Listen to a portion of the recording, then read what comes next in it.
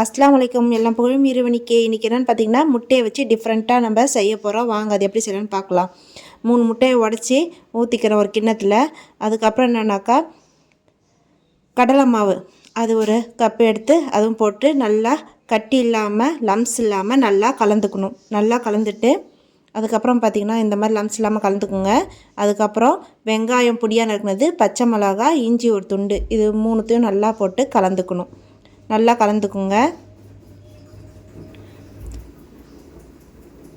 நல்லா கலந்த பிறகு உப்பும் லைட்டாக பேக்கிங் சோடா, கொஞ்சோண்டு பேக்கிங் சோடா போட்டுக்கோங்க, நிறையா போட வேண்டாம், லைட்டாக கொஞ்சோண்டு போட்டு இப்போ இது எண்ணெயில் போட்டு பொரித்து எடுக்க வேண்டியது தான்.